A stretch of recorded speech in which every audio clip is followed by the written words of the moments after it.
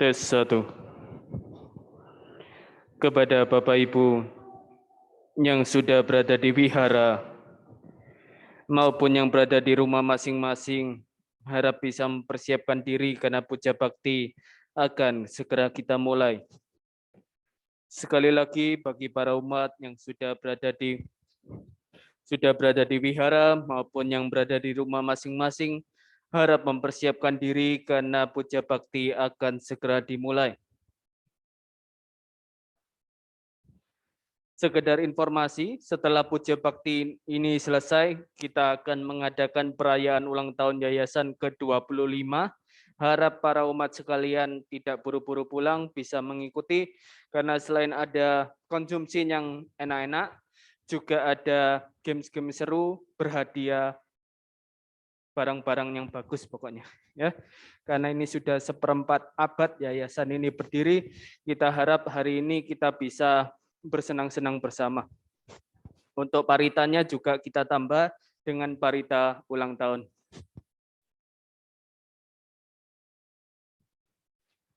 Ya, untuk mengawali puja bakti pada pagi hari ini, saya akan menyalakan dupa. Para umat silakan menyanyikan lagu Kami Memuja diiringi dengan MP3.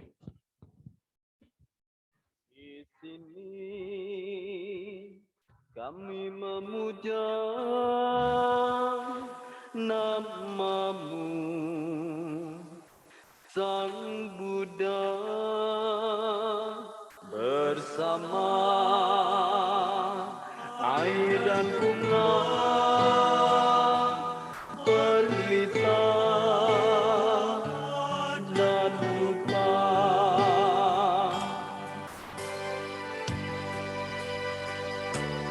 Kami bersujud padamu, yang maha suci dan sempurna. Kami berdoa tunduk bernamaskara, mohon perlindungannya.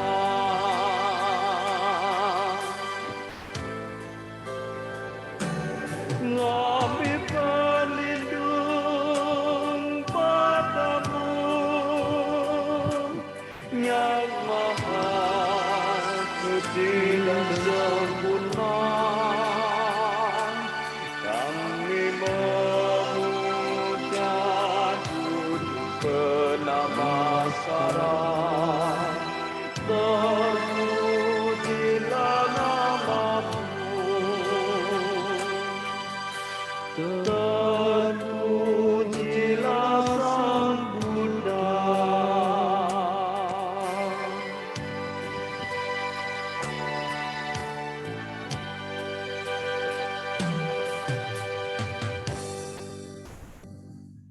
Ya, Soti Hontu, Namo Buddhaya. Marilah kita mengawali puja bakti pada pagi hari ini dengan bersama-sama membacakan nama Karapatah. Silakan buka buku Parita halaman 23. Arahang Samma Sambuddha Bhagawa.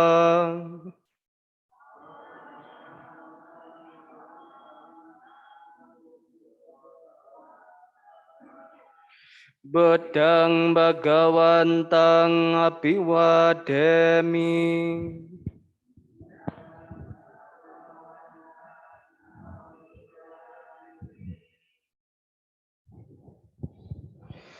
Swakato Bhagawata Dhammo.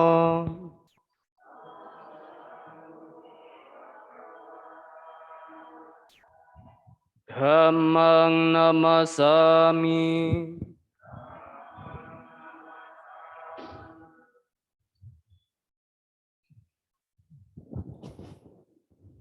Sopatipanno Bhagavato Sawaka Sangho.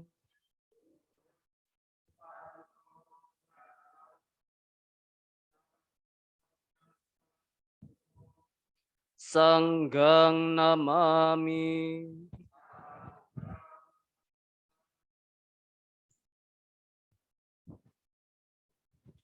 Yamamhako mayang bhagawantang saranang gata yono bhagawasata yasajamayang bhagawanto dhammang rojema imehi sakarehitang bhagawantang sasadhammang sasawakasanggang apipujayama.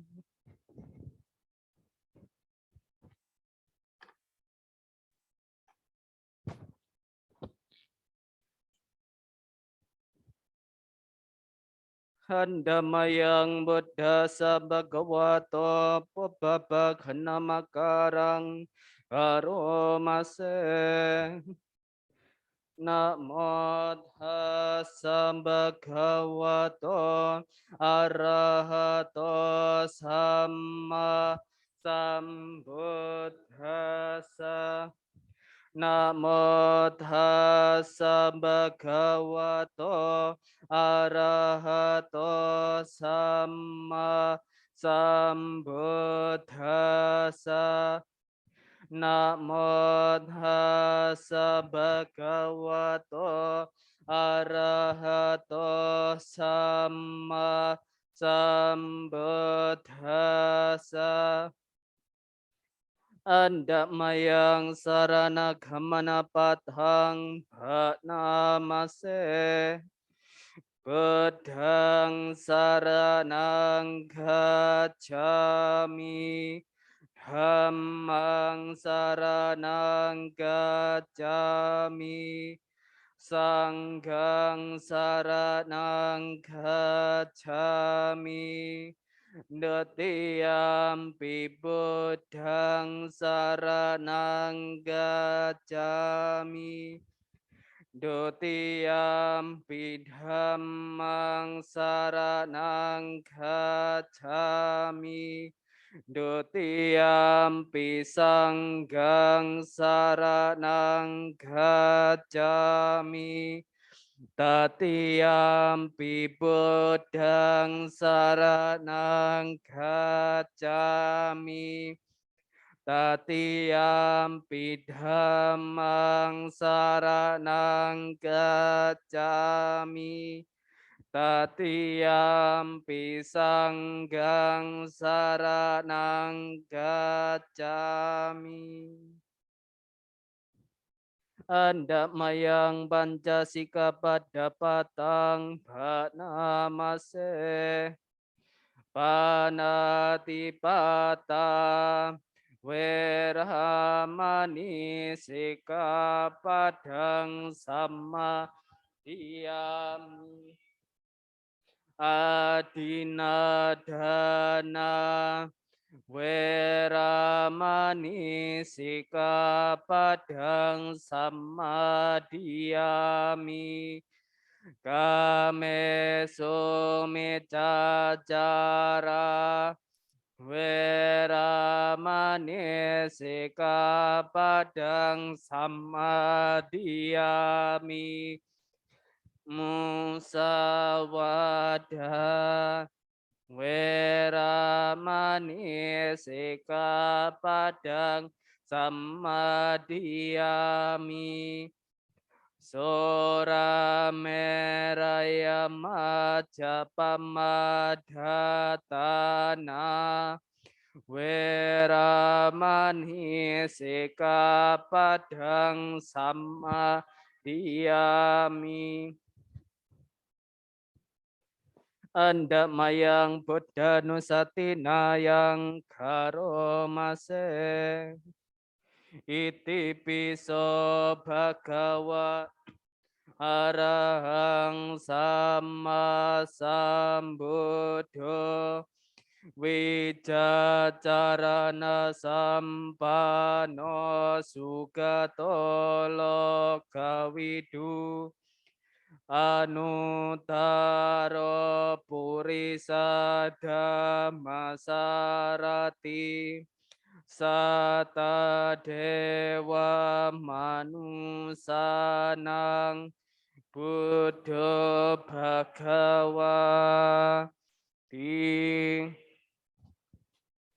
Andamayang Dhammanusatinayang Karomase Swakato Bhagavata Dhammo Sanditiko Akaliko Ehipasiko Opanaiko Pacatang Weditabo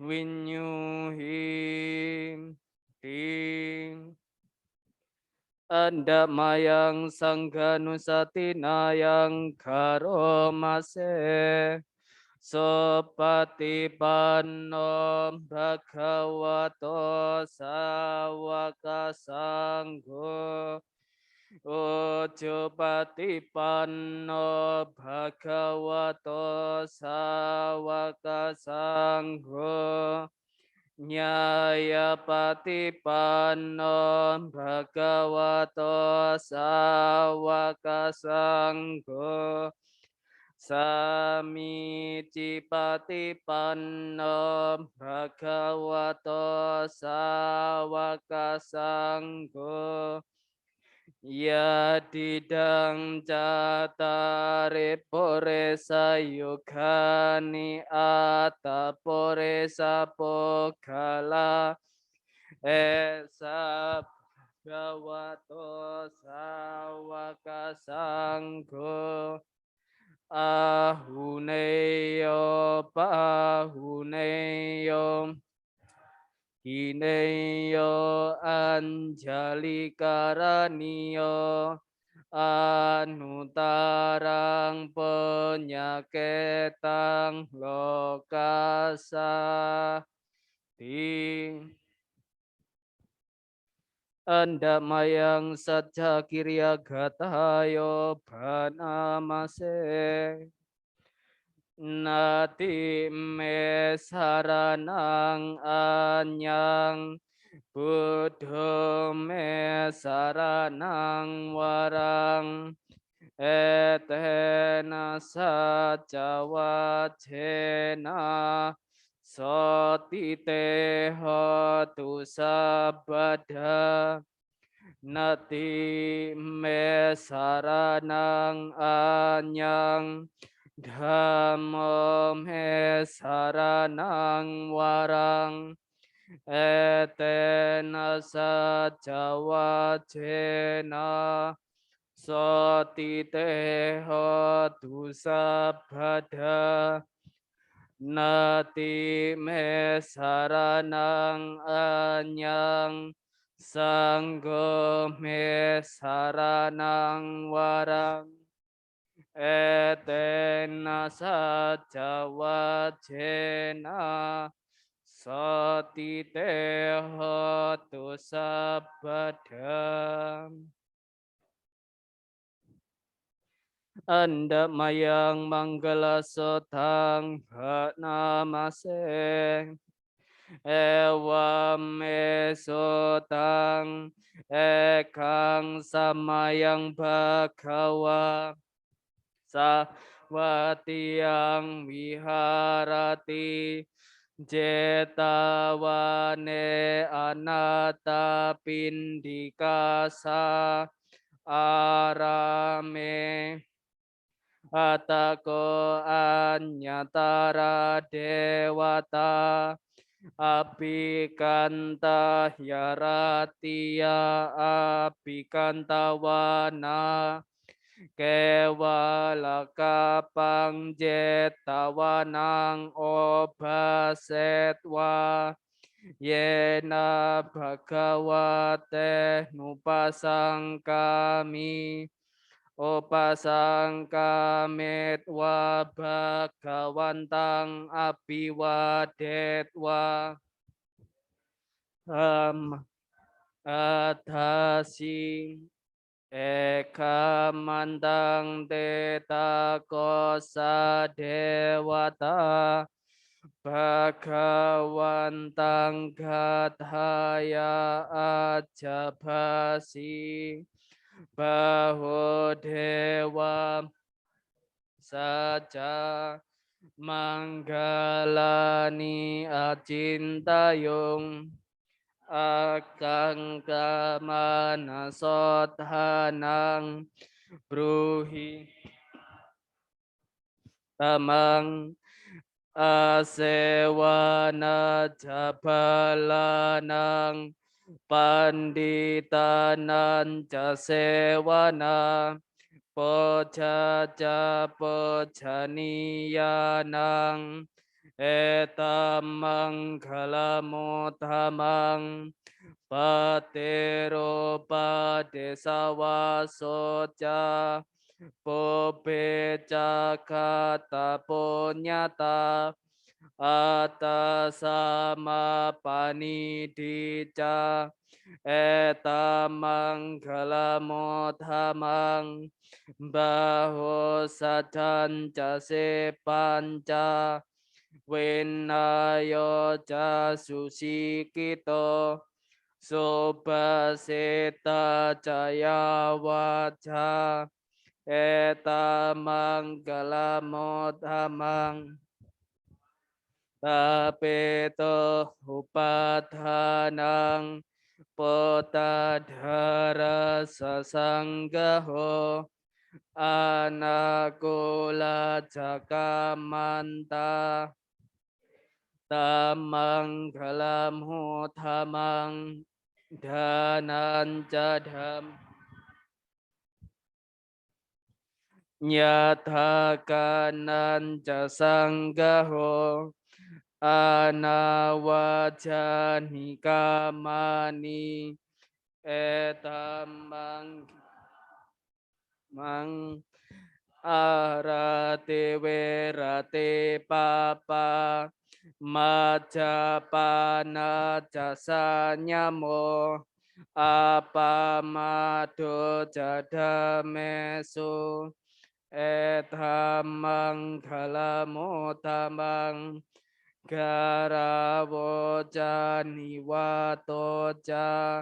santo teja katanyuta kalena dhammasawanang dhammanggalamuthamang Rante jaso waca sata samananan jadasanang kalena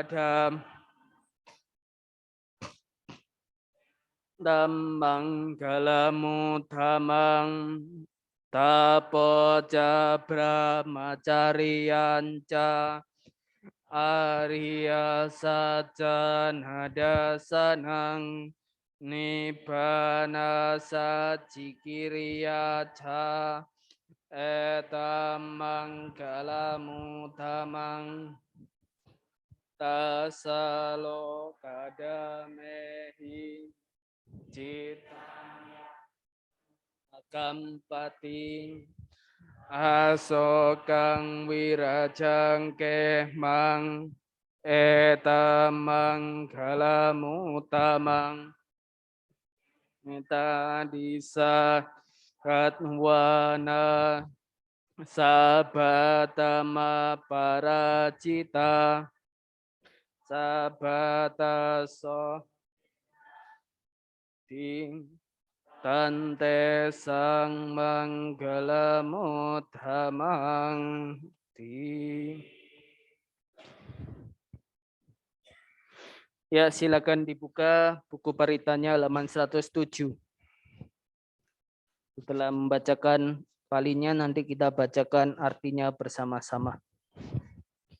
Anda mayang maha jaya manggala gatayo bhanamase yang kinciratanang loke wejate wewedang poto ratanang bedasamang nate tasmasoti bawantu te yang kinciratanang loke wejate wewedang poto ratanang dhamma samang nati tasmasoti bhavantu te yang kincir ratanang loke wejate wewedang poto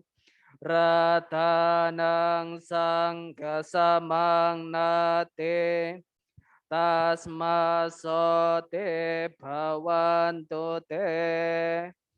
Mustika apapun yang ada di dunia ini yang beraneka ragam jenisnya, tiada satupun yang menyamai mustika Buddha. Berkat ini, semoga Anda sejahtera. Mustika apapun yang ada di dunia ini, yang beraneka ragam jenisnya, tiada satupun yang menyamai mustika Dhamma. Berkat ini, semoga Anda sejahtera. Mustika apapun yang ada di dunia ini, yang beraneka ragam jenisnya, tiada satupun yang menyamai mustika Sangga. Berkat ini, semoga Anda sejahtera. Halaman 111. Anda mayang jaya paritang bhanamase.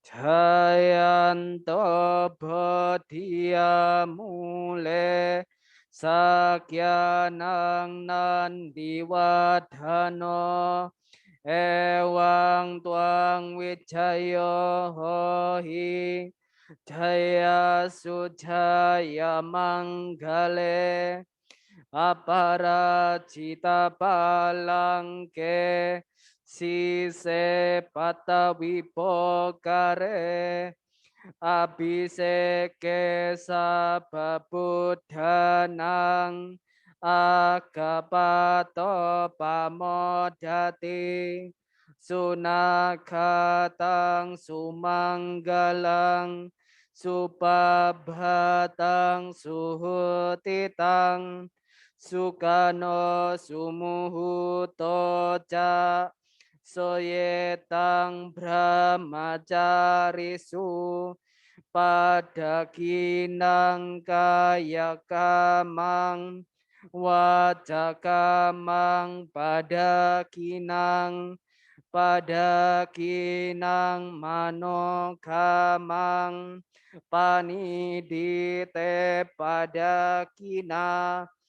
padakina nikatwana labhantate padakine. Semoga Anda memperoleh berkah kejayaan sebagaimana maha bijaksanawan yang berjaya atas mara di bawah pohon Bodhi, mencapai kejayaan yang unggul di antara para Buddha, yang berbahagia di atas tatanan mulia dan tak terkalahkan, yang perkasa di maha pertiwi, pembawa sukacita kaum Sakya. Saat berbuat baik, itulah Neptun yang baik, berkah yang baik, wajar yang terang, bangun tidur yang ceria, waktu yang baik, saat yang baik, dan disebut telah memuja para suciwan dengan baik, setelah melakukan kebaikan-kebaikan, yaitu bertindak baik, berucap baik, berpikir baik, berpengharapan baik, pahala-pahala baiklah yang akan diperoleh. Bawatu sabha manggalang rakanto sabha dewata sabha buddhanubhavena sada soti bhavantu te bhawatu sabha manggalang rakanto sabha dewata sabha dhammanubhavena sada soti bhavantu te bhavatu sabha manggalang rakhanto sabha dewata sabha sangha nubhavena sada soti bhavantu te. Sadhu, Sadu, sadu. Ya, setelah dengan semangat kita mengulang pembacaan parita dan juga parita pemberkahan, marilah persiapkan diri dengan tenang. Lebih kurang 10 menit ke depan, kita bersama-sama menggunakan meditasi dengan objek cinta kasih. Semoga melalui pancaran cinta kasih yang kita sebarkan pada hari ini, mengondisikan lingkungannya berbahagia dan juga membuat kita di sini gembira dan semangat sampai nanti selesai acara meditasi bisa dilanjutkan.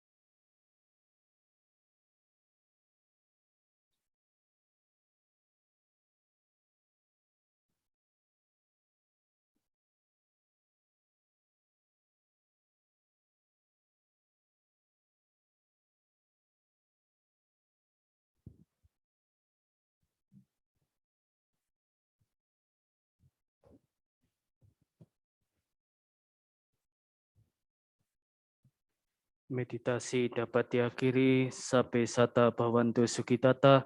Semoga semua makhluk berbahagia. Sadhu, sadhu, sadhu. Ya, sebelum saya mempersilakan pembicara pada hari ini untuk membawakan Dhamma Desananya, saya informasikan kembali setelah Puja Bakti ini, kita akan merayakan ulang tahun Yayasan Samaki Wirya yang ke-25. Jadi nanti para umat sekalian jangan buru-buru bubar, asananya tidak perlu diringkas dulu. Selesai Puja Bakti ini, silakan berbaris mengikuti Ai Karina dan Ai Linda untuk kita berpolonaise bersama ke lantai 1. Ya, demikian. Selanjutnya Dhamma Desana akan dibawakan oleh Upacarika Hili. Saya persilakan Upacarika bisa untuk memulai pada pagi hari ini.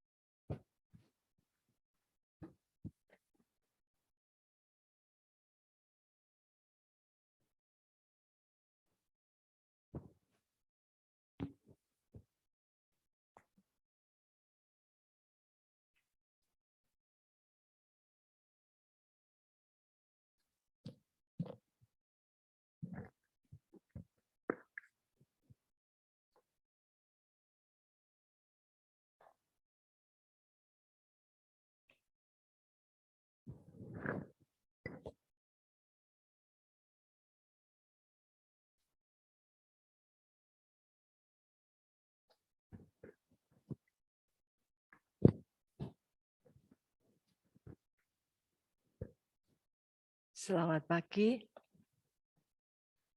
Ibu, Bapak, Saudara-saudari sedama sekalian. Sukihontu, Namo Buddhaya. Namo Buddhaya.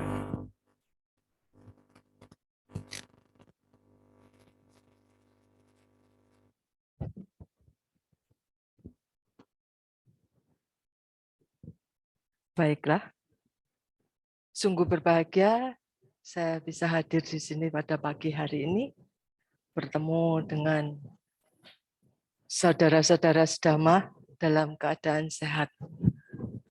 Sebelumnya saya mohon izin untuk lepas masker ya.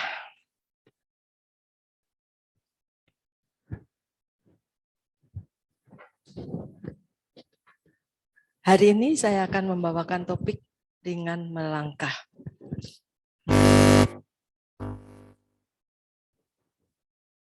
Ada satu syair dari Dhammapada yang akan saya bacakan.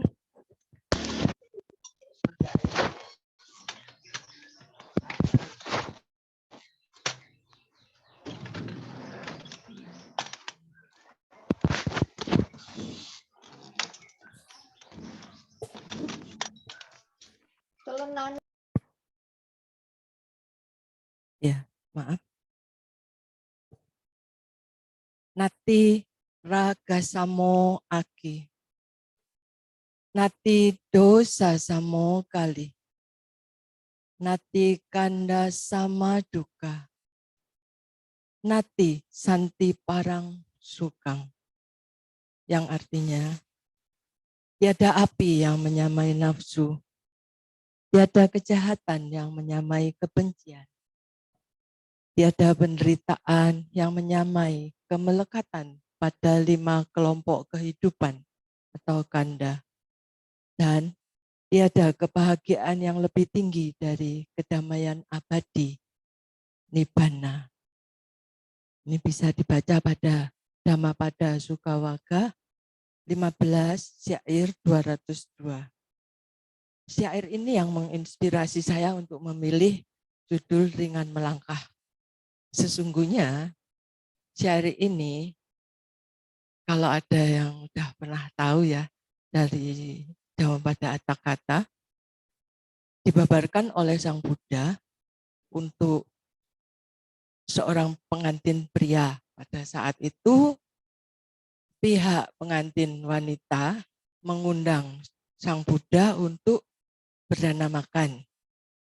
Karena memang eventnya event untuk merayakan pernikahan ya. Dan pengantin pria serta pengantin wanita ini, Sang Buddha tahu banget bahwa mereka punya timbunan kebajikan yang begitu banyak. Sehingga sudah saatnya untuk mencapai tingkat kesucian Sotapati. Akan tetapi, pada kesempatan itu, sang pengantin pria perhatiannya lebih banyak tertuju kepada pengantin wanita. Sehingga agak-agak terlupakan untuk memberikan perhatian penuh kepada Sang Buddha. Dan itu sangat disayangkan. Tapi Sang Buddha dengan kesaktiannya menutup penampakan wanita, pengantin wanita ini di mata pengantin pria, sehingga pengantin pria tidak bisa melihat pengantin wanita. Dengan demikian, perhatian dan pelayanannya kepada Sang Buddha bisa dilakukan dengan penuh penghormatan. Nah, setelah acara dana makan selesai, Sang Buddha membacakan syair tadi. Dan pada saat itu pula, sepasang pengantin itu mencapai tingkat kesucian Sotapati. Nah, dari situlah saya terinspirasi untuk mengambil judul Ringan Melangkah, karena dengan melepaskan nafsu kita,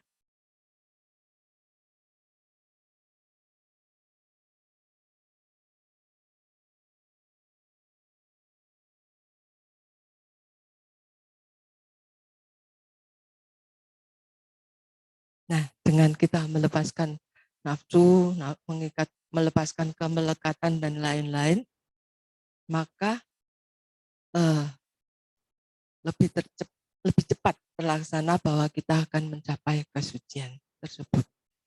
Namun sebelum saya berbicara lebih lanjut tentang topik ini, marilah kita bersama-sama merangkapkan kedua tangan.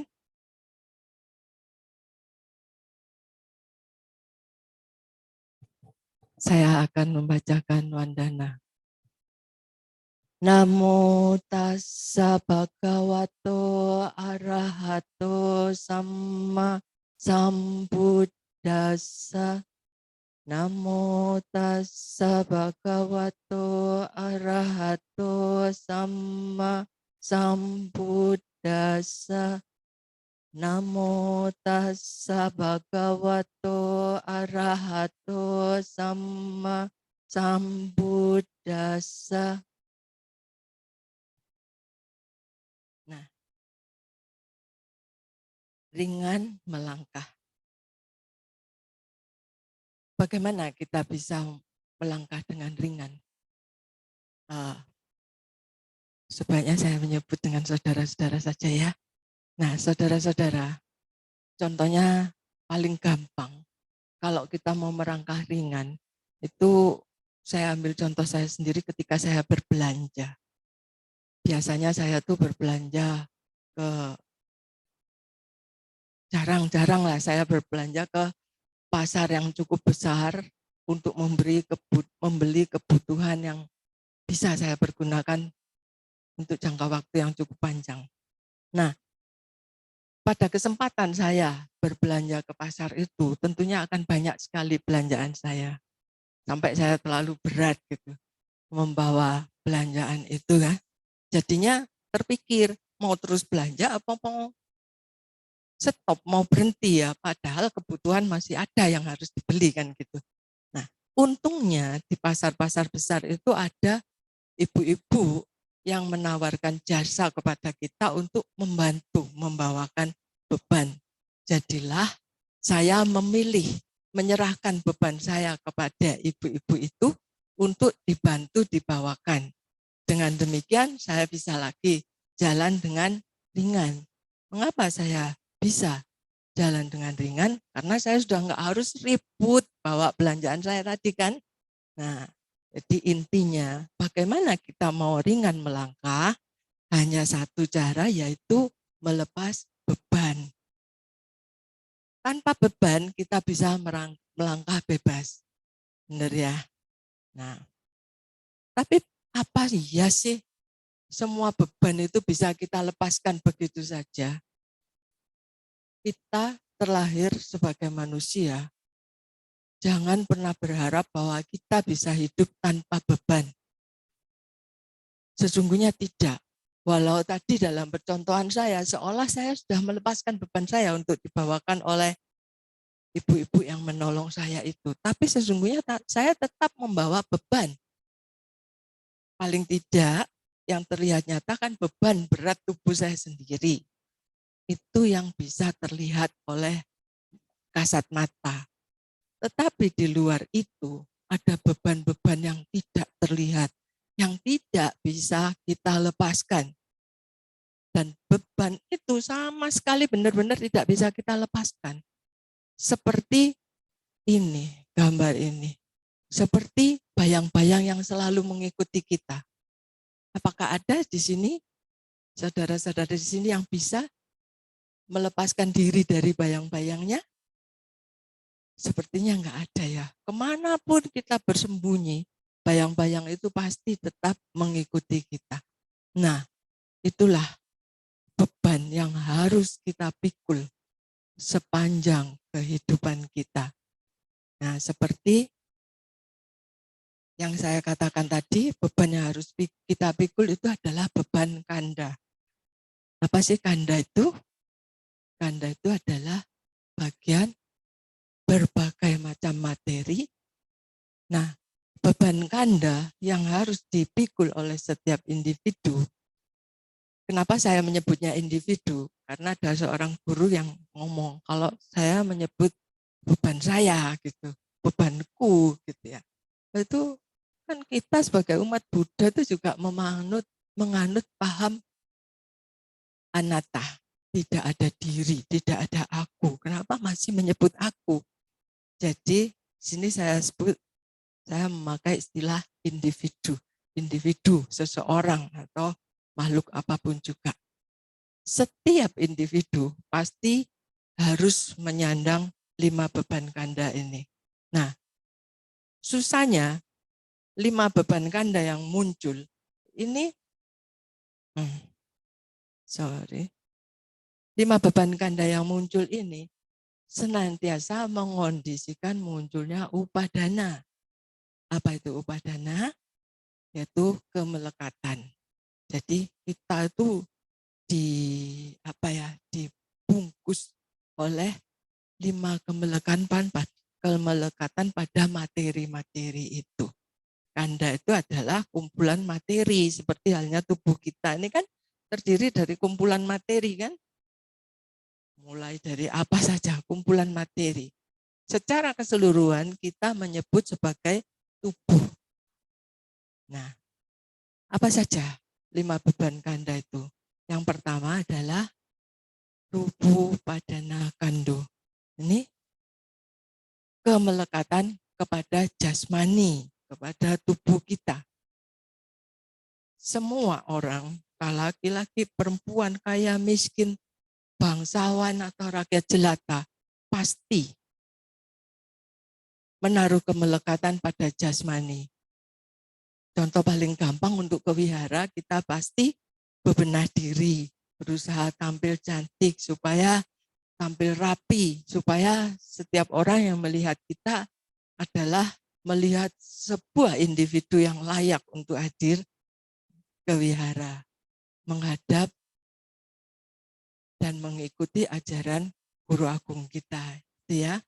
Jadi, terus yang kedua adalah Wedana Upadana Kanda, yaitu Wedanu Padana Kando. Itu kemelekatan pada perasaan. perasaan. Sama halnya dengan kemelekatan pada jasmani tadi, setiap orang pasti ada rasa melekat pada perasaannya. Rasa sayang, rasa suka, ya pada keluarga, kepada siapa saja. Dan itu akan dipegang terus. Kenapa dipegang terus? Ya itu karena ada kemelekatan di situ. Ya. Dan yang ketiga adalah sanyo padana kando. Sanya upadana kanda. Kemelekatan pada persepsi. Persepsi itu sulit karena setiap individu, setiap orang itu punya persepsi masing-masing. Untuk melihat hal yang sama, setiap orang punya pendapat masing-masing kan? Dan pendapat itulah persepsi. Dan seringkali setiap orang akan mempertahankan pendapatnya sendiri, persepsi sesuai persepsinya sendiri. Yang keempat adalah sangkarupadana kando. Sangkara upadana kanda. Jadi kemelekatan pada kegiatan, pada aktivitas. Terutama orang-orang yang sudah bekerja, orang-orang yang sudah berkeluarga. Ketika kita mengajak pergi untuk suatu keperluan, bahkan kadang-kadang untuk ke wihara pun ya. Kalau saya yakin itu tidak terjadi pada saudara-saudara di sini, yang pada kenyataannya hari ini sudah menyempatkan untuk hadir di sini. Biasanya kegiatan-kegiatan itu sulit ditinggalkan. Kalau ada yang mengajak gitu, aduh aku harus jaga toko, ada yang jaga. Gitu ya. Waduh nanti aku kalau pergi pekerjaanku tertunda. Alih-alih tertunda, bisa-bisa terbengkalai dan lain-lain. Ya, jadi beban kegiatan itu berat. Kita nggak mudah meninggalkan selama kita masih mempunyai tanggung jawab terhadap kehidupan kita, terhadap keluarga, terhadap apa. Jadi kita memang harus bertanggung jawab terhadap kegiatan dan aktivitas kita. Nah yang terakhir ini adalah winyana upadana kando. Winyana upadana kanda. Kemelekatan pada kesadaran kita. Nah, kelima kemelekatan ini bisa dibagi menjadi dua kelompok. Seperti tadi saya katakan bahwa individu itu terdiri dari materi-materi ya. Nah, materinya itu yang dua kelompok itu adalah batin dan jasmani. Biasa disebut dengan nama dan rupa. Ya, setiap orang terdiri dari nama dan rupa. Nah, rupa dana kando ini adalah kemelekatan pada jasmani yang sering kita sebut sebagai rupa. Lalu 4 kemelekatan di bawahnya itu adalah kemelekatan pada batin yang sering kita sebut sebagai nama. Ini loh 5 beban yang tidak bisa kita lepaskan, yang senantiasa harus kita pikul kemanapun kita pergi. Tinggal bagaimana kita mau ringan. Kita harus rela melepaskan sedikit demi sedikit sebanyak mungkin sehingga kita bisa ringan melangkah, begitu ya. Lalu sesungguhnya siapa yang harus memikul beban ini? Ya, nah ini ada yang terlewatkan bahwa upadana, kemelekatan itu dipengaruhi oleh tanha dan diti. Tanha itu apa? Tanha itu apa? Iya, tanha itu nafsu, keinginan. Ya, keinginan yang dipenuhi oleh nafsu, dan diti adalah pandangan salah. Jadi upadana itu sangat dipengaruhi oleh nafsu, keinginan terhadap pandangan-pandangan salah. Nah, balik siapa yang harus memikul beban itu? Yang harus memikul beban tentu adalah kita sebagai individu ya. Tuh, sejak janin tumbuh dalam rahim ibunya, disitulah mulai menanggung beban ganda, mulai dalam kandungan, sampai lahir, sampai cukup besar, nangis aja karena beban. Lalu mulai belajar merangkak, belajar berdiri, dan di gambar ini terlihat kalau yang udah pernah punya anak pasti bisa memperhatikan ya. Anak-anak begitu mulai bisa berdiri, baru bisa berdiri dengan dua kakinya sendiri. Pasti wajahnya tuh happy banget, seneng, tertawa, seolah-olah dia bersorak. Aku bisa berdiri sendiri gitu. Belum tahu dia setelah bisa berdiri, dia masih harus melangkah, belajar jalan. Dan belajar jalan itu butuh usaha, terjatuh-jatuh, menangis, dan sebagainya ya.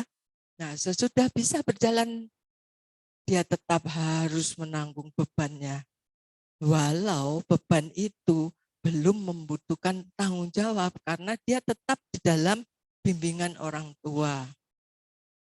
Sampai saatnya dia harus masuk usia sekolah. Usia sekolah sekarang anak kecil masuk ya, toddler playgroup, lalu taman kanak-kanak. Kalau sudah taman kanak-kanaknya tamat, ada graduation taman kanak-kanak.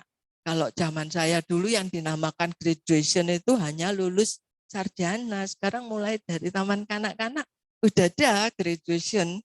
Nah, biasanya seneng, bangga.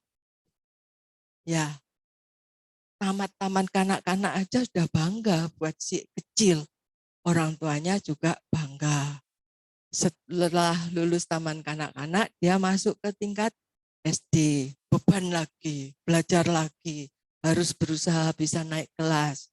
Sampai tamat SD. Apakah sudah? Setelah happy-happy? Belum kan? Masuk SMP. Beban lagi kan? Belajar lagi.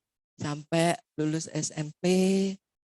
Habis lulus SMP, meneruskan ke tingkat entah sekolah kejuruan atau tingkat SMA, yang pasti sudah tingkat di atas SMP itu.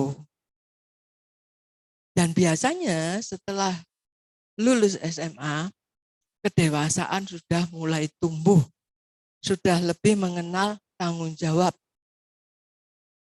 dan sudah bisa memutuskan apakah saya mau putus sekolah, entah karena faktor ekonomi dan beberapa faktor yang lain. Tapi keputusan apapun yang diambil oleh seseorang yang lulus SMA, biasanya dia sudah siap melangkah lebih jauh. Dan saya di sini memberikan percontohannya adalah untuk yang melanjutkan ke universitas ya. Nah, setelah berjuang, belajar, lulus ini graduation yang saya kenal dalam kehidupan saya. Lulus universitas, mencapai tingkat sarjana, baru graduation. Beda dengan zaman sekarang. Apakah sudah selesai kalau sudah lulus universitas? Belum. Lulus universitas berarti kita mulai melangkah memasuki kehidupan yang sebenarnya. Ya, lulus universitas, masa sekolah sampai lulus universitas mau begitu saja? Enggak kan? Mulailah cari kerja dan sebagainya. Ya, tapi happy karena sudah bisa melalui tahapan-tahapan ini dengan sukses. Gitu ya. Nah, itu tadi baru kemelekatan kepada materi. Tapi sesungguhnya kemelekatan sendiri itu apa sih? Kemelekatan sendiri itu upadana itu ada 4 yang kelompok besarnya. Yang pertama adalah kayanu padana. Nah, kemelekatan pada objek indera.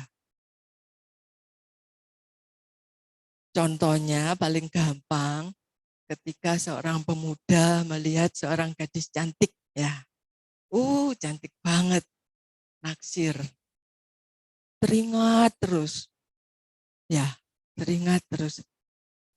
Atau ketika kita lewat di food street, ya, kita mencium harumnya makanan. Aduh, masakan apa itu ya? Itu yang tercium oleh indera-indera kita. Bahkan setelah kita mencicipinya, kita merasa, enak banget. Lain kali aku harus makan ini lagi, gitu ya. Itu kemelekatan pada indera. Nah, yang kedua, ditu padana, diti upadana, kemelekatan pada pandangan salah. Ini loh yang berbahaya.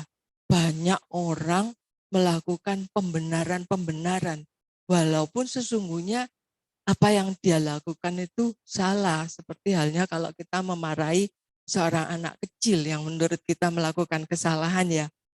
Apakah si anak bisa menerima begitu saja kemarahan kita? Ada yang bisa, tetapi seringkali si anak akan memberikan alasan. Begini, karena ini, karena itu. Ya, padahal dia jelas-jelas melakukan kesalahan, kan?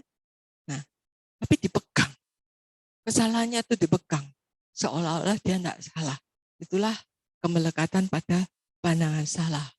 Lalu silabata upadana, silabatu padana, kemelekatan pada kepercayaan salah.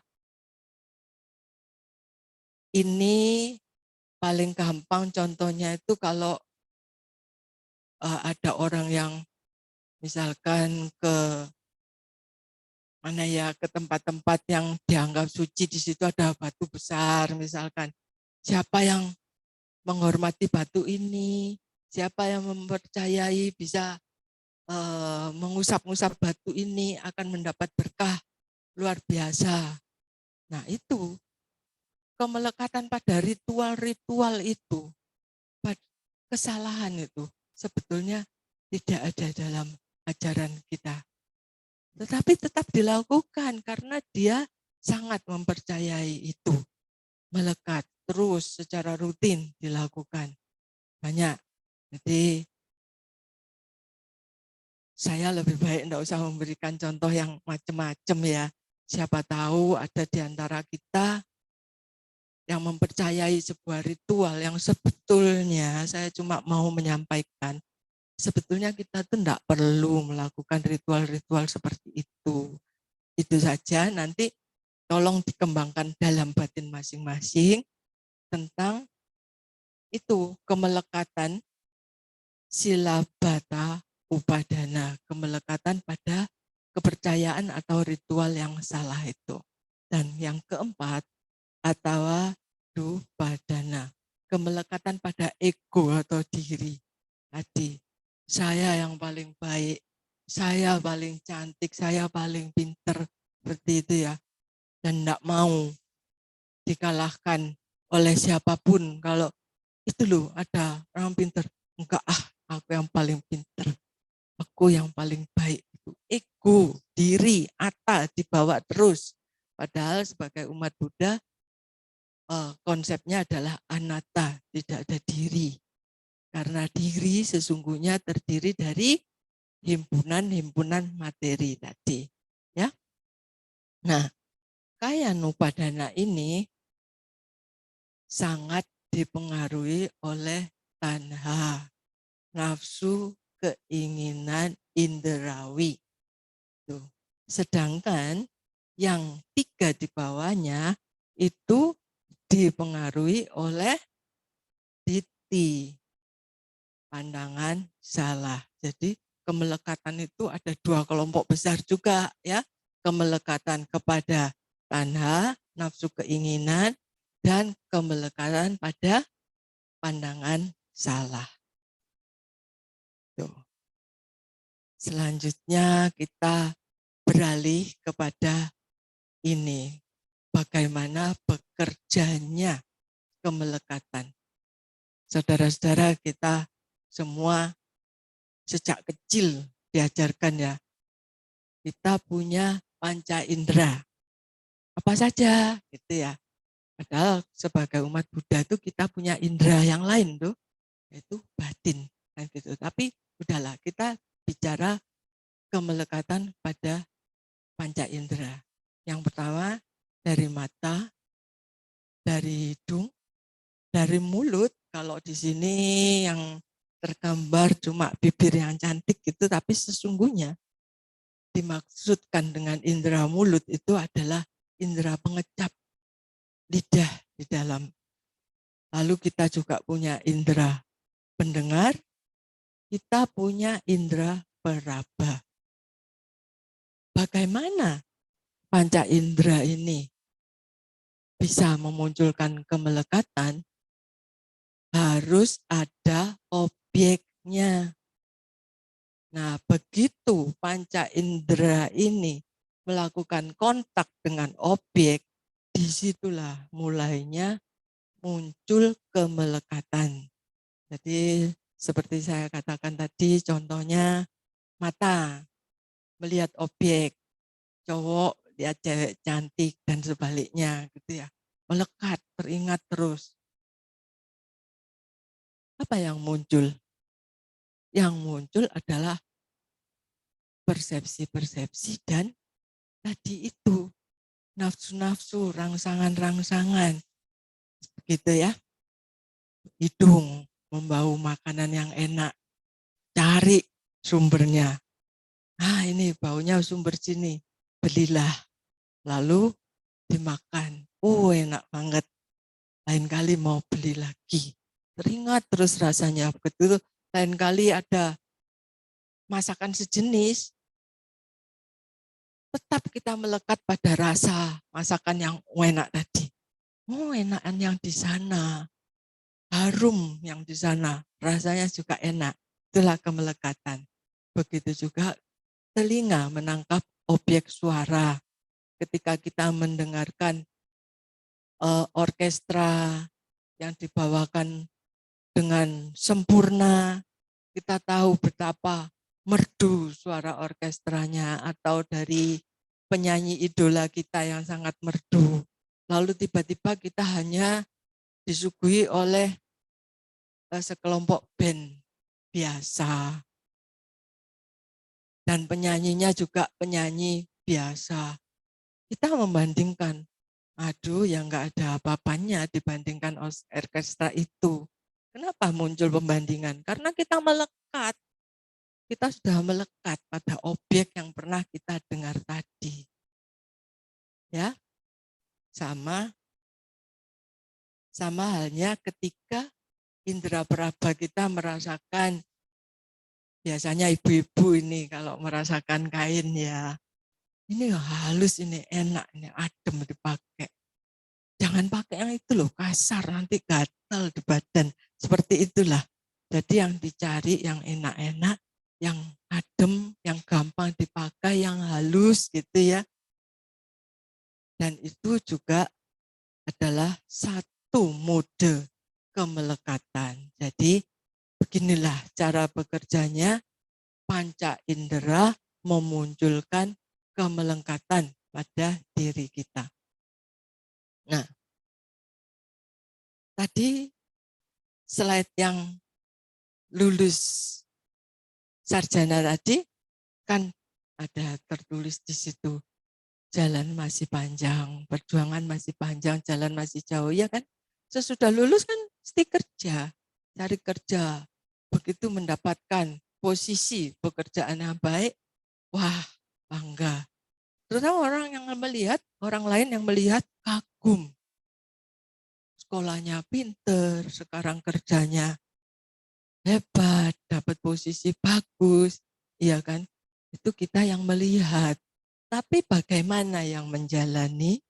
Belum tentu, walaupun secara yang ditampilkan kepada kita adalah kebahagiaan bahwa dia sudah mencapai posisinya sekarang.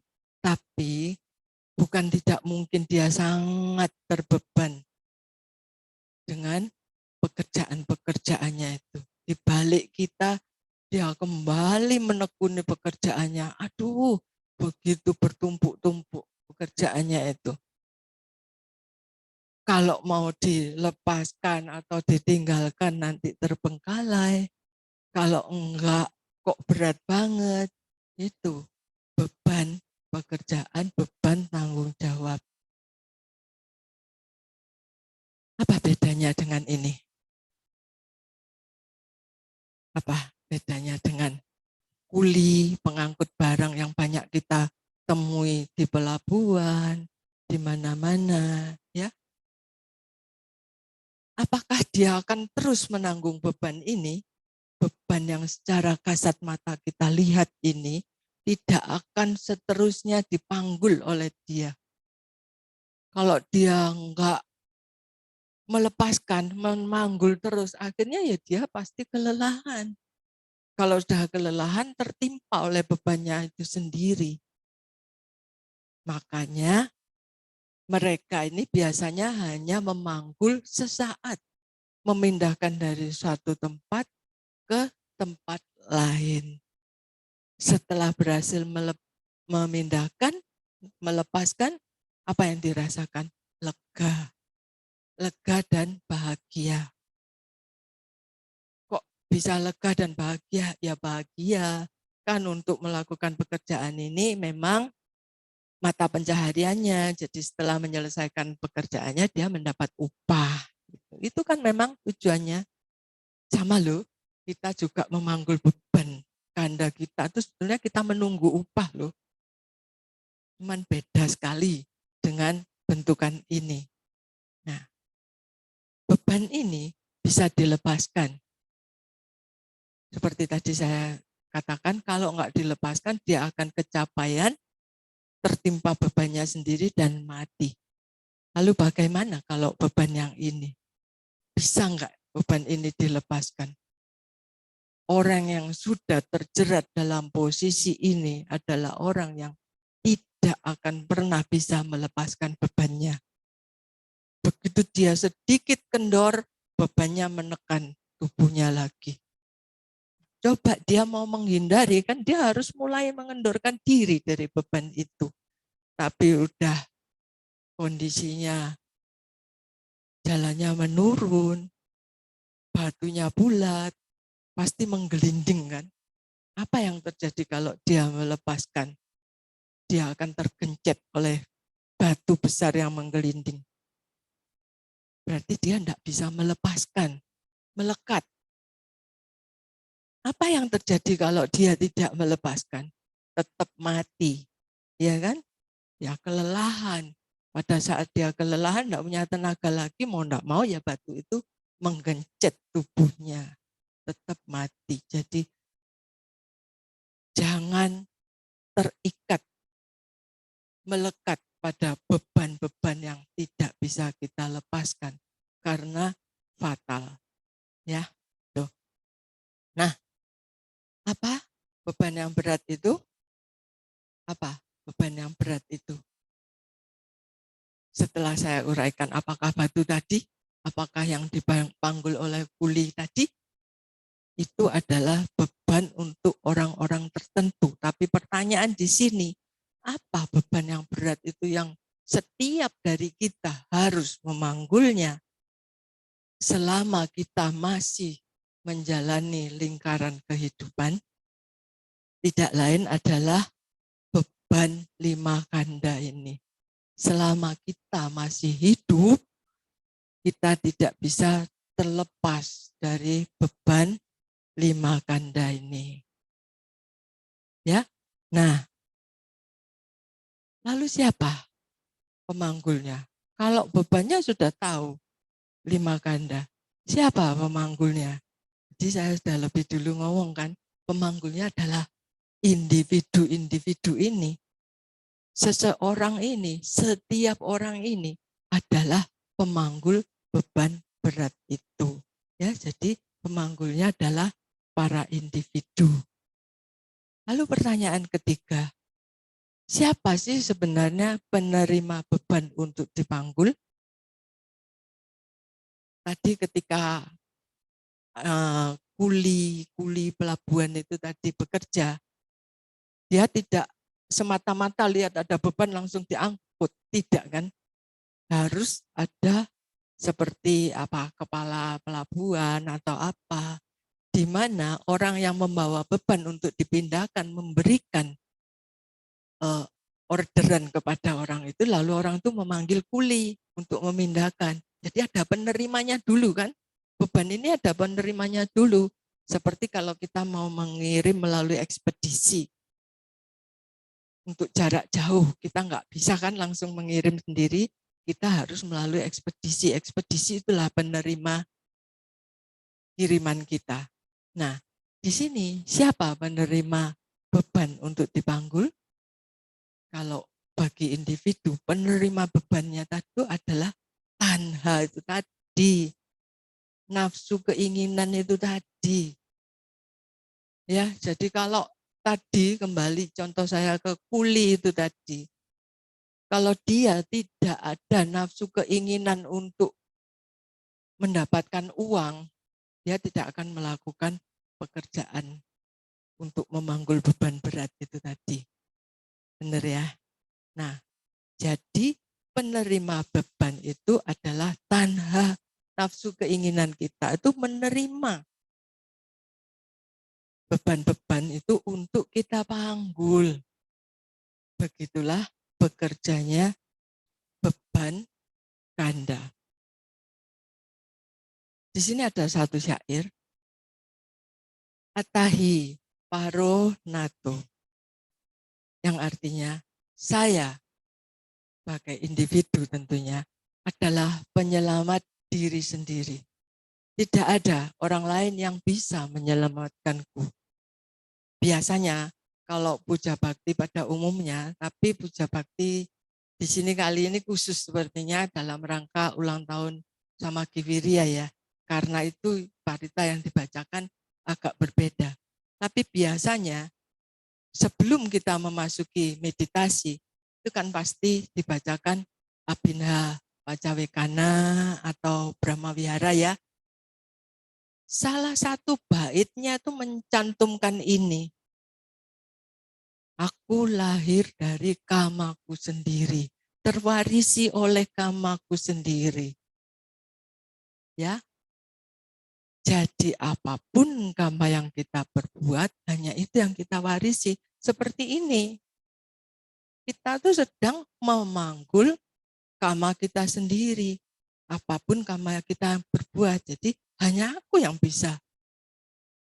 Berbeda. Kalau kita butuh bantuan untuk mengangkat beban tadi ya. Yang punya beban tidak kuat, dia panggil bantuan kuli pengangkut. Beda dengan itu. Yang di sini adalah beban ganda tadi. Kita harus memanggulnya sendiri. Bagaimana kita bisa menyelamatkan diri? Tidak ada yang bisa membantu kita untuk memanggul beban ganda kita. Hanya kita sendiri. Lalu bagaimana caranya? Nah, luar biasanya guru agung kita setelah membabarkan beban yang wajib kita panggul, beliau tidak begitu saja membiarkan kita selalu memanggul beban itu. Beliau menunjukkan jalan. Jalannya itu dibabarkan, biasanya kita baca pada bulan-bulan Asada. Ya, ada yang ingat apa yang dibacakan dalam bulan Asada? Nah, ya, intinya adalah, secara intinya saja, itu bermuatan pengetahuan tentang 4 kebenaran mulia. Dhammacakka Pawatana Sutta. Betul ya? Apa sih isinya Dhammacakka Pawatana Sutta? 4 kebenaran mulia dan jalan mulia berunsur 8. Jadi Sang Buddha tuh sudah tahu, kalau kamu mau melepaskan beban ganda, kamu harus memahami tentang 4 kebenaran mulia ini. Apa itu 4 kebenaran mulia? Yang pertama adalah kebenaran tentang adanya duka. atau duka itu sendiri. Jadi setiap seorang memasuki arus lingkaran kehidupan, itu dia sudah harus masuk kepada arus duka. Sering kan umat Buddha itu ngomongnya, nah, hidup ini adalah duka. Tapi orang-orang di luar umat Buddha akan mencemooh. Paham itu. Mana bisa hidup dibilang duka? Mereka tidak paham karena mereka tidak paham apakah yang dimaksudkan duka dalam Buddhisme. Nah, yang mereka pikir tentang duka itu adalah penderitaan. Orang yang susah, orang yang miskin, orang yang selalu apa. Itulah pengertian mereka tentang duka. Tapi kita tidak menganggap duka seperti itu kan? Ya. Jadi kebenaran yang pertama tentang duka. Lalu kebenaran yang kedua, sebab dari duka. Duka samudaya. Duka itu muncul karena ada sebabnya. Terutama duka yang harus kita panggul. Munculnya dari mana? Ada sebabnya. Karena sebabnya adalah karena kita masuk ke dalam arus lingkaran kehidupan. Itu sebabnya. Lalu yang ketiga adalah kebenaran tentang akhir dari duka. Duka niroda. Duka itu bisa berakhir. Ya. Bukan selama maksudnya, apabila kita bisa keluar dari lingkaran kehidupan. Disitulah duka berakhir. Ya, mencapai tingkat kesucian arahatan seperti Sang Buddha mencapai nibbana. Sudah tidak ada kelahiran kembali. Aku tidak akan terlahir kembali. Jadi tidak akan lagi pernah mengalami duka. Apakah Sang Buddha mencapai nibbana itu begitu saja? Tidak kan? Tentu ada jalannya. Bagaimana perjuangan beliau sehingga bisa mencapai nibbana. Nah, itu adalah kebenaran keempat. Yang terakhir, kebenaran tentang jalan menuju akhir duka. Ini kalau paling gampang itu contohnya kalau orang yang sakit. Seseorang yang sakit, dia tahu dia sakit. Ya, dia sakit. Terus dia tahu sakit perut misalkan. Dia tahu kenapa, sebab apa kok aku sampai sakit perut. Oh, tadi makan rujak pedesen gitu ya. Nah, berarti tahu kan sebab dari rasa sakit yang muncul itu. Tapi dia tidak bisa mengatasi. Karena tidak bisa mengatasi, apakah menyerah begitu saja? Tidak kan? Dia yakin, ini pasti bisa sembuh lagi. Jalannya adalah ke dokter atau makan obat sampai tercapai kesembuhan. Itu contoh paling gampang. Jadi bisa dipahami ya tentang duka. Dan duka ini wajib kita pahami dengan benar. Nah, ini yang kedua dalam Dhammacakkappavattana Sutta adalah jalan mulia berunsur 8. Jalan mulia berunsur 8 ini seringkali disebut sebagai sebuah rakit yang disediakan oleh Sang Buddha bagi seseorang yang akan menyeberang ke pantai seberang. Sang Buddha sudah menyediakan rakit. Tinggal kita memilih apakah kita bisa memakai rakit itu atau tidak. Apa unsur-unsur dari jalan mulia tersebut? Yang pertama adalah pengertian benar, samadhi. Yang kedua, pikiran benar. Sesungguhnya saya hampir yakin bahwa di antara saudara-saudara semua sudah sering banget ya mendengar tentang jalan mulia berunsur 8 ya. Ini pastilah sejak di awal ajaran Buddha ini sangat ditanamkan. Ya, yang ketiga, ucapan benar. Ucapan benar kalau dalam Pancasila kita sebut sebagai musyawadah, bertekad melatih diri menghindari ucapan bohong.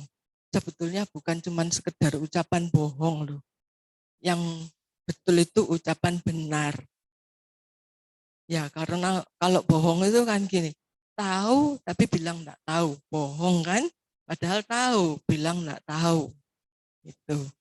Ucapan benar tidak selalu berbohong, tapi berbohong pasti ucapan tidak benar. Itu ya. Jadi yang benar itu ucapan benar, bukan berbohong. Itu yang harus kita jaga. Perbuatan benar. Aku sudah berbuat baik loh. Misalkan kita melihat seorang, ini yang paling ekstrim ya. Perbuatan benar itu kita melihat anak-anak gelandangan itu biasanya ya, yang minta uang, kita kasihan. Tapi kita tahu di balik rasa kasihan yang muncul itu kita tahu, dia itu nanti kalau dapat uang ini pasti dipakai beli minuman-minuman keras, dipakai untuk modal bermabuk-mabukan gitu. Tapi dia sangat menderita kalau kita enggak kasih uang untuk beli minuman. Nah, kita merasa kita berbuat benar. Ya. Bukan, maaf. Maksud saya kita merasa kita berbuat baik. Tetapi perbuatan baik kita itu benar apa enggak? Enggak benar, karena sesungguhnya alih-alih kita menolong dia, kita menjerumuskan dia lebih dalam. Ya. Terus mata pencaharian benar sama ajiwa. Kalau umat Buddha paling gampang mata pencaharian benar itu adalah apa? Paling gampang. Tidak berdagang malu hidup, tidak berdagang senjata yang bisa dipakai untuk membunuh sesama makhluk hidup, dan tidak mengkondisikan hasil dari dagangannya itu menimbulkan penderitaan bagi orang lain. Itu mata pencaharian benar. Nah, daya upaya benar. Nih, yang keenam, daya upaya benar. Daya upaya benar itu menyangkut semangat kita loh, usaha kita. Gitu. Bagaimana seseorang seperti saya, bagaimana saya dari Surabaya datang ke sini gitu ya. Perlu daya upaya kan? Saya harus berangkat, saya harus mempersiapkan slide ini untuk bisa tampil di sini. Saya punya daya upaya, tapi daya upaya benar itu biasanya harus dengan semangat yang luar biasa. Itu wirya. Jadi kalau kita dengar semangat, wirya, itu sebetulnya di situ tuh adalah daya upaya benar. Nah, lalu perhatian benar. Perhatian benar itu kita memperhatikan segala sesuatu itu tidak asal-asalan saja. Perhatian dengan kebijaksanaan yang kita pikirkan matang-matang untuk mengambil, untuk memutuskan melakukan sebuah tindakan berikutnya. Dan yang terakhir itu adalah konsentrasi benar. Konsentrasi benar itu biasanya kita selalu berlatih seperti tadi kita dipimpin oleh pemimpin puja bakti untuk bermeditasi ya. Disitulah kita sedang berlatih konsentrasi. Nah, Jalan Mulia Berunsur 8 ini dibagi menjadi 3 kelompok besar. Kelompok besar pertama itu pengertian benar dan pikiran benar. Ini masuk ke kelompok panya, kebijaksanaan. Jadi orang-orang yang bijaksana itu pasti punya pengertian benar dan buah pikirannya pasti benar. kelompok kedua, ucapan benar, perbuatan benar, mata pencaharian benar, ini masuk ke sila kemoralan. Seorang yang moralnya baik, dia tidak akan ngomong yang jelek-jelek. Dia tidak akan melakukan hal-hal yang tidak baik. Dan juga tidak mengambil keuntungan dari mata pencaharian yang tidak benar. Itu kelompok kedua. Kelompok yang ketiga adalah samadhi. Samadhi, konsentrasi. Kita tuh biasanya ngertinya kalau samadhi itu meditasi ya. Maka itu kadang-kadang ada guru yang ngomong, kita bisa bermeditasi kapan saja. Meditasi itu enggak harus nunggu duduk, diam, matanya merem, enggak goyang-goyang gitu. Tidak, meditasi, samadhi itu artinya konsentrasi, bisa dilakukan kapan saja. Ibu-ibu sambil masak, itu konsentrasi loh. Kalau enggak konsentrasi masaknya gosong, kan gitu ya. Terus orang yang sedang mengerjakan pekerjaan di kantor, di mana semuanya membutuhkan konsentrasi. Itu ya. Nah, jalan mulia berunsur 8.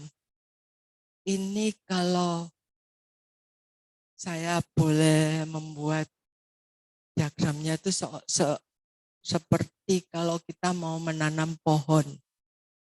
Nah, saudara-saudara, ketika kita melihat pohon ini, apa yang muncul dalam pikiran kita?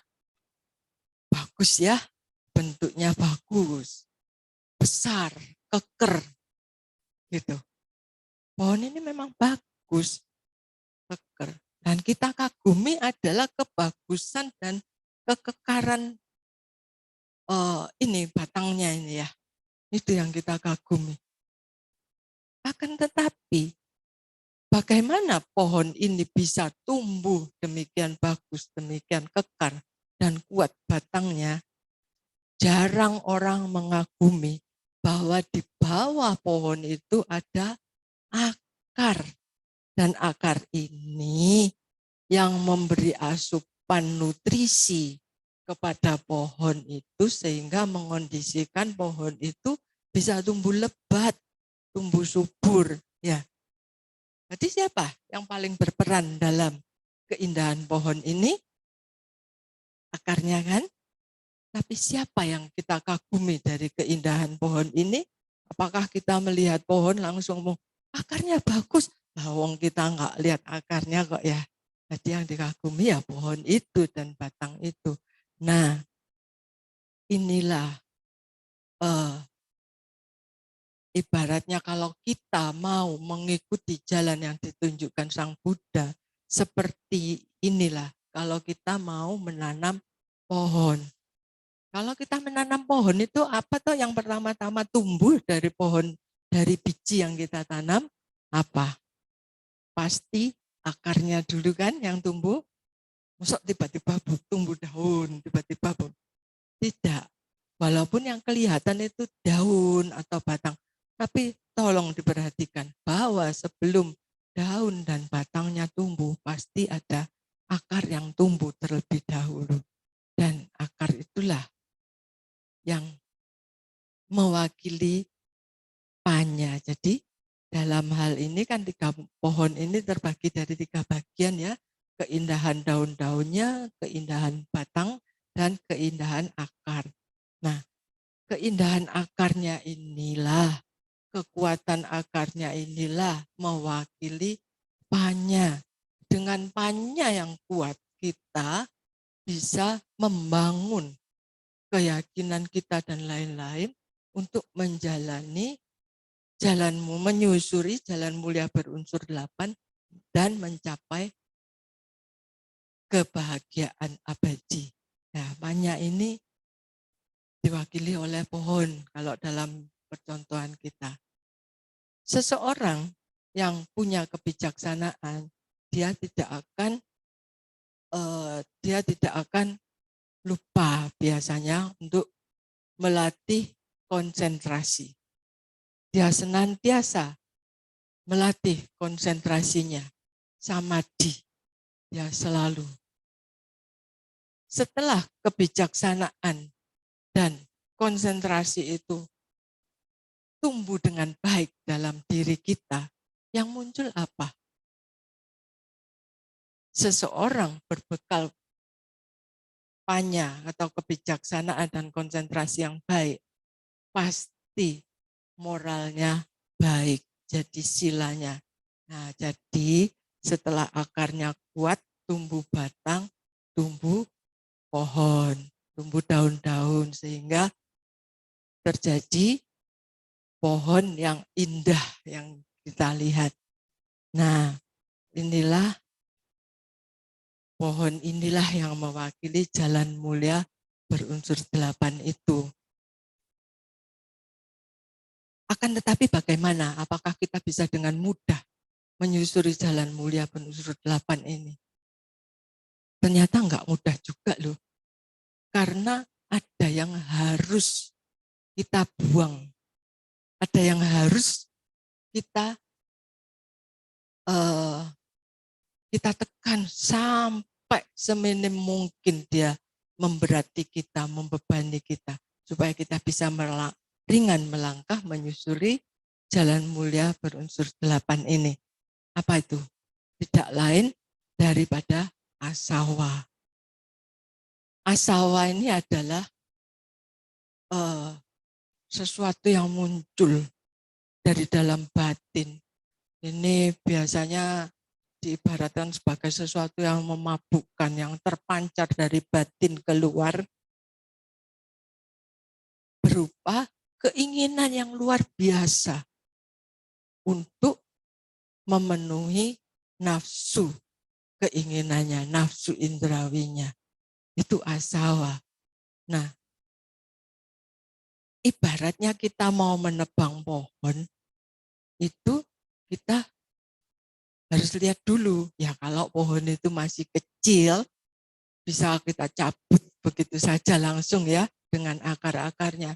Tapi kalau pohon ini sudah besar seperti ini, mungkin enggak kita mencabutnya sampai tuntas, akarnya pun tercabut. Enggak mungkin. Begitu juga kalau kita mau melepaskan diri dari asawa, kita harus memahami bahwa kita sedang dibelenggu oleh kilesa. Ya, asawa itu kumpulan dari kekotoran batin yang terpancar begitu. Kilesa ini apa? Kilesa ini dalam hal ini menjadi batas teratas dari pohon yang indah ini. Ranting-ranting dan keindahan daunnya. Inilah kilesa. Karena kalau kita lihat pohon itu dari jauh, yang kelihatan kan indahnya daun-daun itu dulu kan. Ya, seperti juga kekotoran batin kita. Yang paling gampang terlihat itu kilesa. Kekotoran batin yang paling kasar. Jadi ketika seseorang datang dengan langkah tegap cepat, seseorang yang paham akan bilang, hati-hati.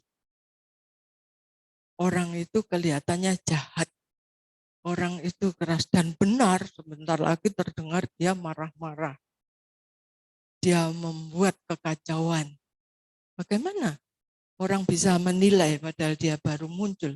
Karena semacam itulah kilesanya. Kekotoran batin yang paling kasar itu tampak sekali dari penampilan seseorang. Lalu batang ini mewakili niwarana. Niwarana ini juga kekotoran batin karena dia masuk di kelompok asawa ya. Tapi kekotoran batin yang lebih halus. Sehingga kadang-kadang kita melihat seseorang itu kita tidak bisa langsung seperti tadi ngejudge. Hati-hati, jangan bergaul dengan dia. Enggak bisa. Karena ini lebih halus sehingga kita masih harus mikir. Orang ini sebetulnya orang yang bagaimana, gitu ya. Nah, yang terakhir, ini saya, kekotoran batin yang sangat halus. Tidak bisa dilihat, tidak terlihat maksudnya oleh sembarangan orang dengan kasat mata. Seperti halnya kita tidak bisa melihat akar pohon tadi ya. Inilah anu saya. Tapi seperti halnya bahwa akar pohon itu paling berjasa atas keindahan pohon. Dia paling memegang peranan penting. Begitu juga anu saya. Anu saya ini berbahaya loh bagi batin kita. Dan hanya kita yang bisa tahu bahwa kita dicengkeram oleh anu saya. Kenapa? Karena contohnya ketika melihat seseorang itu yang butuh pertolongan, ada orang lain yang segera menolong dia. Wah, orang lain kan melihat dia baik, dia bijaksana, dia ringan tangan, gampang menolong, gitu ya. Akan tetapi kita tidak melihat apa yang ada dalam batin dia. Dalam batin dia adalah pencitraan. Dia melakukan pertolongan-pertolongan itu hanya agar seseorang memberikan nilai baik kepada dia. Enggak kelihatan kan? Padahal dia benci sekali sama orang yang ditolong itu sesungguhnya. Dan dia menolong itu punya niat baik. Biar kamu makin malu bahwa aku sudah menolong kamu. Gitu. Padahal kebenciannya besar tumbuh dalam batinnya. Itulah anu saya tidak bisa dilihat dengan kasat mata. Dan bagi kita, anu saya ini paling berbahaya. Yang akan menjerumuskan kita untuk memanggul beban yang paling berat, yang sulit kita lepaskan. Ya. Jadi sepertinya kalau tadi contohnya bahwa kita mau menebang pohon, kalau pohonnya kecil gampang ya, kita cabut sampai akar-akarnya.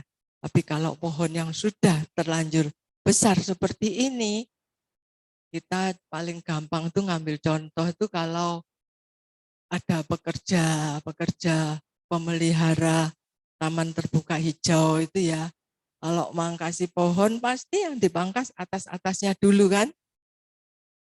Setelah itu turun ke batangnya, digergaji, dipotong. Karena enggak mungkin mau nyabut sampai ke akarnya. Itulah jadi untuk melepaskan diri dari belenggu asawa, pertama-tama kita harus berlatih melepaskan kilesa kita. Setelah kita berhasil melepas kilesa kita melepas niwarana. Itu. Nah, jadi pohon ini ditebang, mulai daun-daunnya dipangkas sampai batangnya digergaji. Dan tidak kelihatan ada pohon.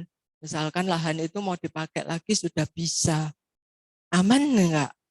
Belum aman. Karena akarnya masih tertinggal.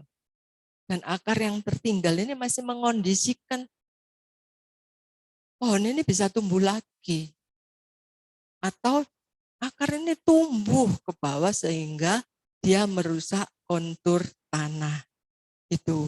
Jadi kalau kita mau benar-benar lahan kita bersih dari pohon itu, kita harus mencabut sampai akar-akarnya juga ya.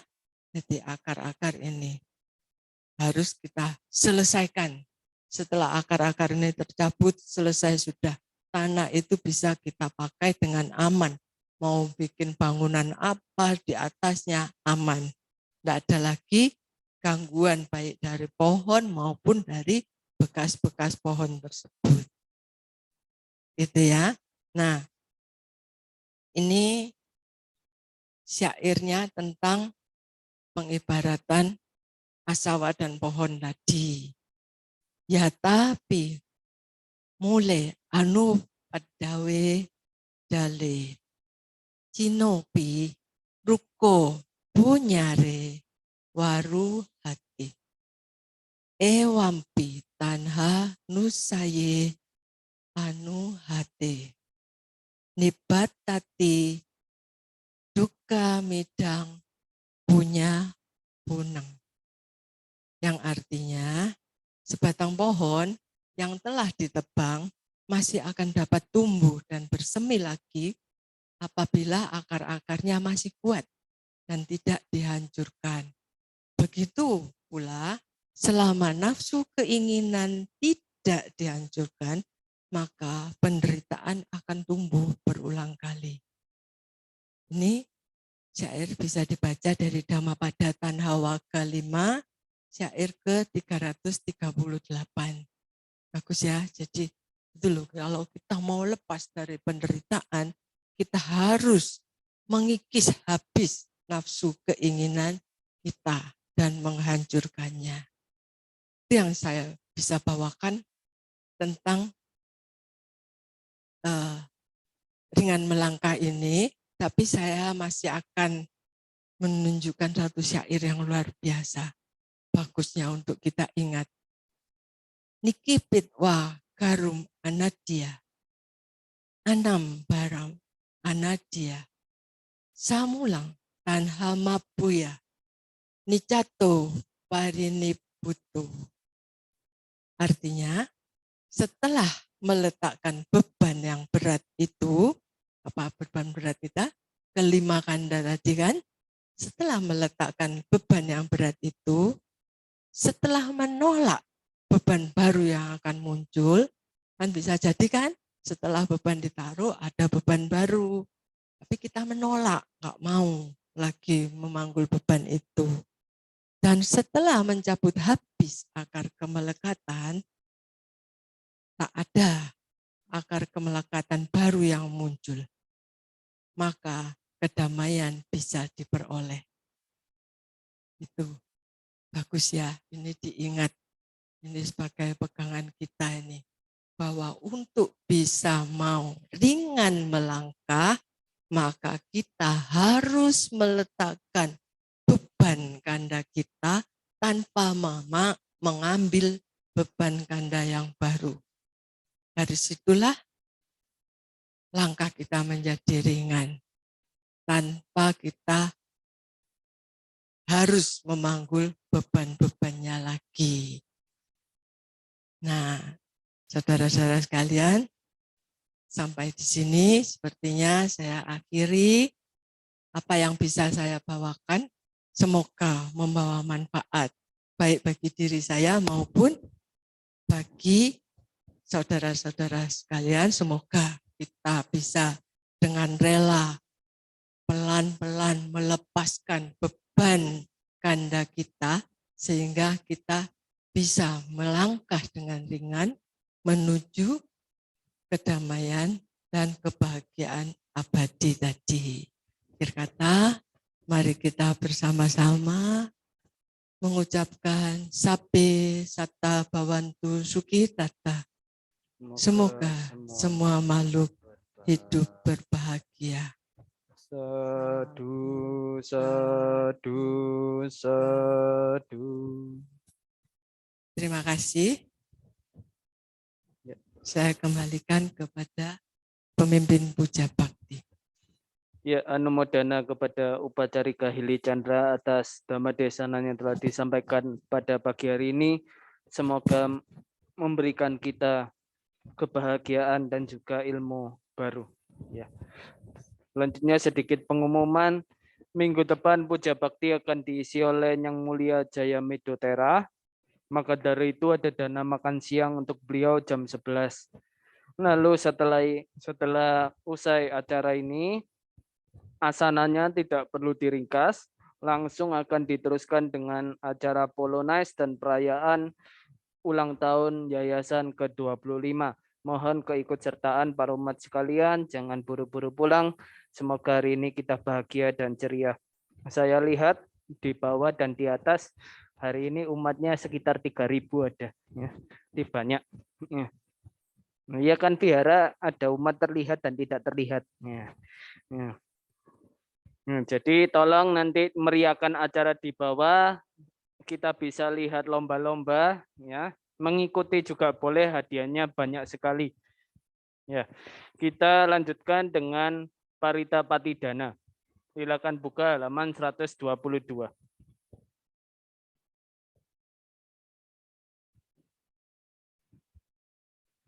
Andamayang batidanang karomase punya sidani katasa ya nanya ni kata ni me tesang cabakino hontu satananda pamanaka ye piya gunawanta ca mayang mata pita dayo dita meca pyaditawa anye majata verino sata tetahanti lokasming tebo macatuyo nika pance kacatuwo kara sangsaranta bhawa bawe nyatang ye patidaname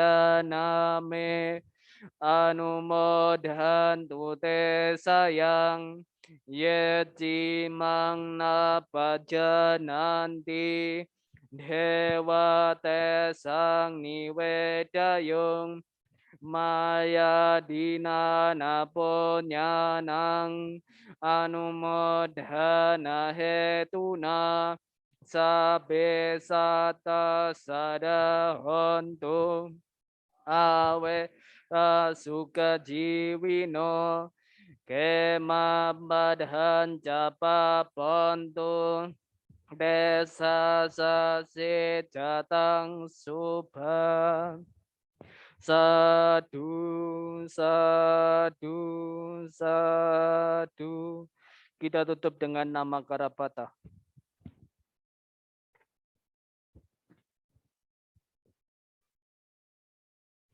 Arahang Sama Sambuddha Bhagawa.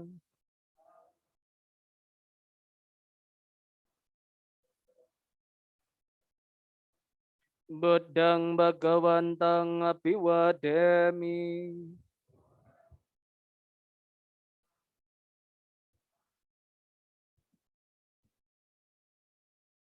Swakato Bhagawata Dhammo.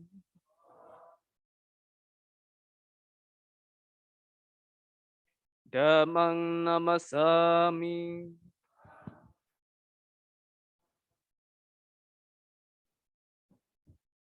Supatipanno Bhagavato Sawaka Sangho.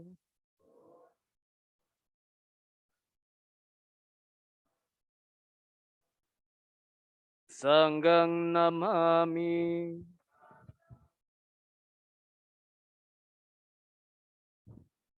Kita tutup puja bakti pada pagi hari ini dengan bersama-sama mengucapkan Sabe Satam Hawantu Sukitata. Semoga semua makhluk hidup berbahagia. Sadu, sadu, sadu.